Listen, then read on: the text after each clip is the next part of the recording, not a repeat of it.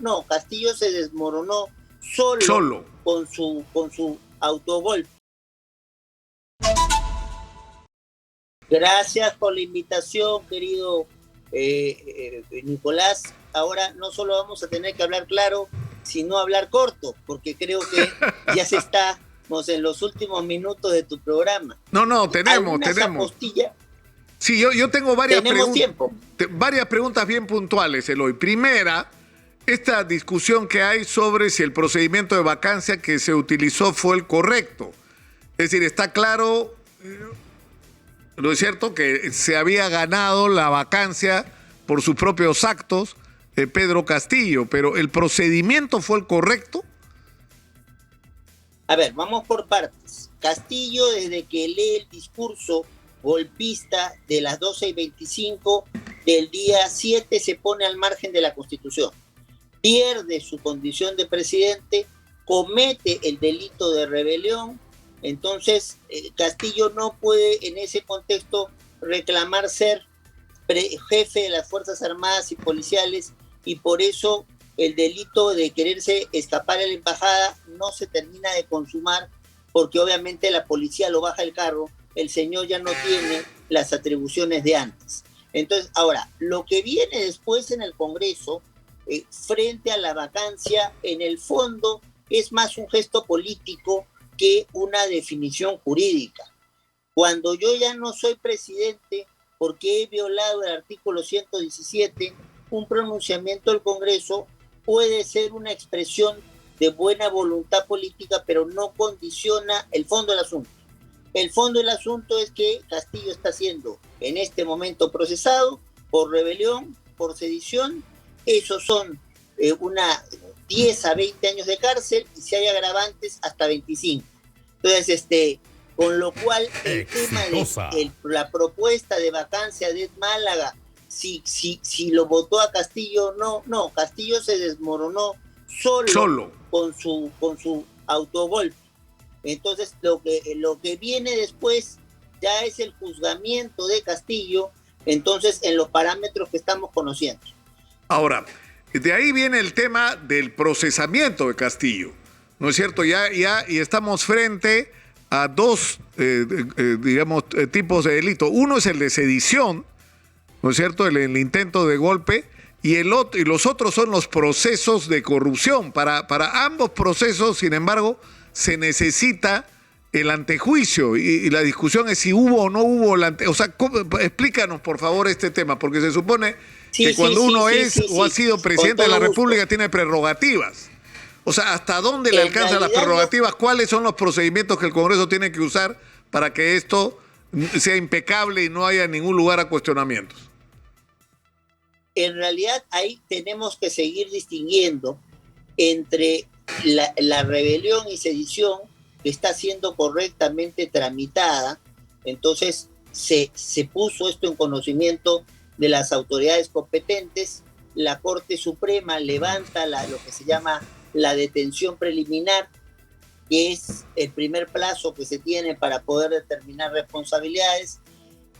La fiscal en plazo, el mismo día último que correspondía, presenta su denuncia formalmente, pide 18 meses de prisión preventiva para poder juzgar a Castillo con conocimiento de causa, y todo ese discurso, esa narrativa falsa de que Castillo iba a salir el 14 no se da, porque una vez que la fiscal pide una audiencia para poder verse a prisión preventiva, la misma norma pertinente dice que no tiene que darse de inmediato, sino en las 48 horas de que ha sido hecho el pedido. Por eso no se hizo la audiencia ayer y se está haciendo la audiencia hoy.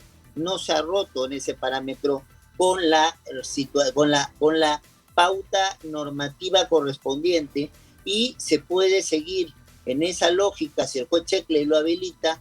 Entonces, poner a Castillo 18 meses en la DIROES, seguir su proceso, y como te digo, esto va de 10 a 20 años y con agravante puede llegar a 25. Ahora, frente a si que el día domingo las cosas se hicieron bien o mal, que debieron estar en mi opinión, debieron estar todos los paquetes de todas las denuncias que había contra Castillo, porque si lo que está pidiendo la fiscal es que le permitan investigar todo, entonces todo debió estar a la mano y evidentemente listo para que el Pleno se pronuncie, no en la comisión de acusaciones constitucionales ni en la permanente, sino en la permanente disposición del Pleno, y eso no se tuvo.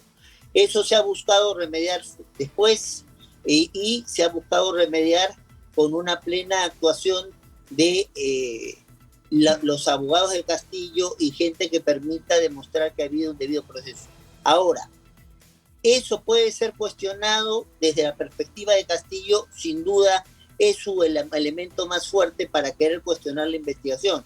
Pero aun cuando plantease un habeas corpus, por eso, no paraliza, Nicolás, la investigación de fondo, que es la investigación por el asunto del golpe de Estado. Claro. No lo paraliza. Claro. Entonces, sí, lo que te quería decir es...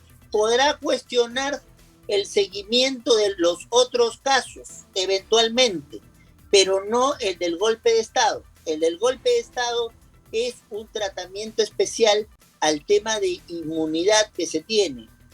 Es un delito en el cual no importan los resultados, sino el acto. El acto fue quererse cargar con el orden constitucional. Y eso ya es delito por sí. Y eso es lo que permite el juzgamiento de hoy.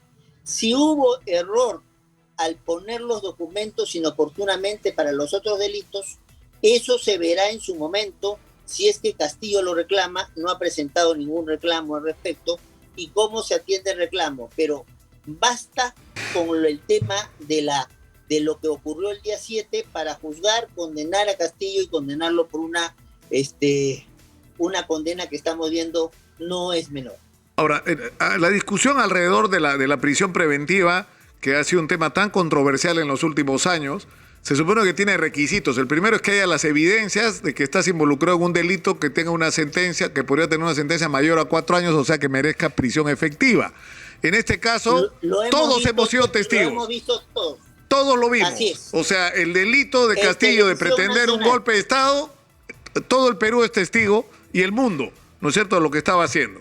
En segundo lugar, porque se dice, no solamente este es el requisito, sino que haya peligro procesal, peligro de fuga. Peligro de fuga es obvio. Bueno, el señor trató de irse a la Embajada de México. Yendo a la Embajada de México. Él mismo nos ha dado... A la Embajada de México. O sea, él ha dado todos los elementos para justificar la prisión preventiva. Ahora, ¿qué están haciendo sus abogados? Es decir, no se está respetando el debido proceso porque no hemos sido notificados, pero él se niega a recibir la notificación. O los abogados dicen, no hemos recibido la documentación, se ha postergado la audiencia para que tengan tiempo de revisar la documentación.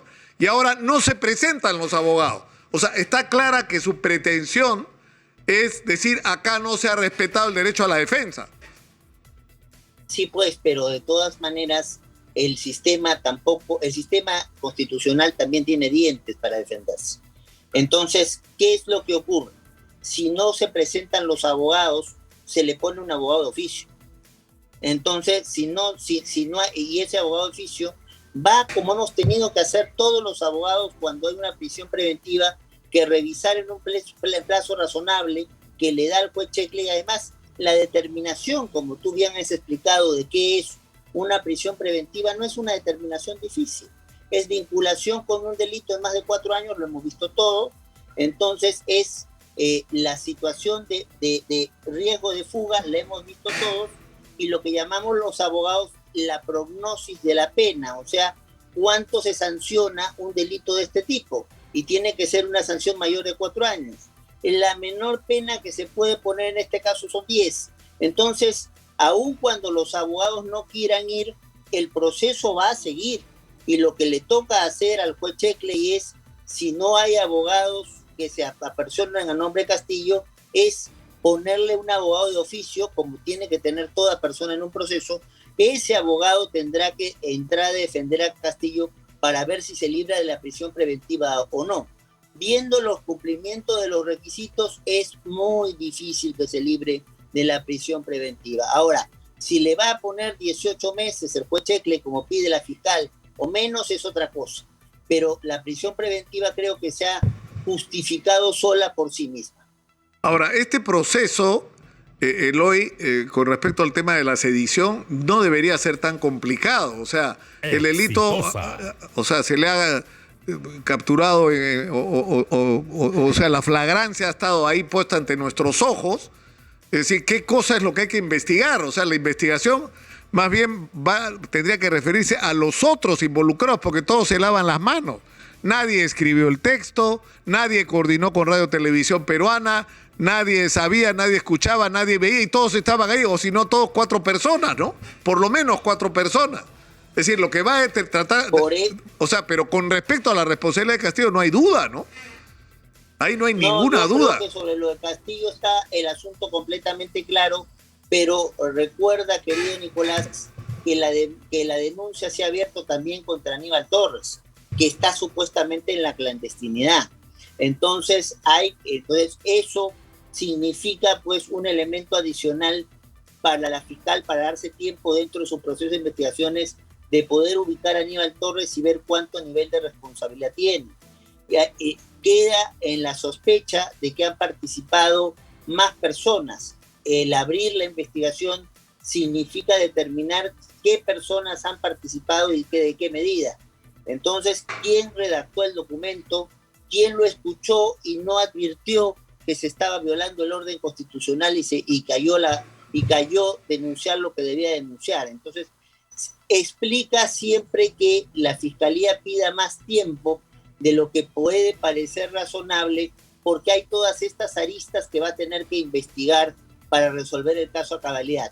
Concuerdo, eso sí, contigo, que entonces en lo que es lo estrictamente referente a Castillo, las cosas parecen estar bastante claras, ¿no? Entonces, y el tema de plantearle una prisión preventiva es básicamente por el riesgo de fuga, porque ya hemos visto que apenas hizo la declaración el 7 a las 12:25, lo primero que hizo es quererse ir a la Embajada de México. Y una vez que entre a la Embajada de México o a la Embajada de algún país amigo, eso es considerado para efectos del derecho como territorio del otro país y no podríamos sacarlo. Claro. No olvidemos el caso en el Perú de Aya de la Torre, que se metió en la Embajada de Colombia, el gobierno peruano no le quiso dar el salvoconducto para que se fuera y estuvo metido 4 años en la Embajada de Colombia. Entonces, allí, en ese tenor, creo que la preocupación de la medida llamada prisión preventiva va sobre todo en el caso de la fiscal Benavides, para evitar que tengamos la posibilidad de que se abra la puerta de la Diroes y después encontremos en el local de la Avenida Santa Cruz al expresidente Castillo sin posibilidad de ya poder ser sacado del local de la embajada y más bien entrando a la difícil negociación del Perú sobre si se le da el asilo o no se le da el asilo, que sería realmente penoso que entremos a ese tipo de discusiones. Bueno, Eloy, te agradezco mucho por esta explicación que yo creo que es bastante clara para todos. Muchas gracias.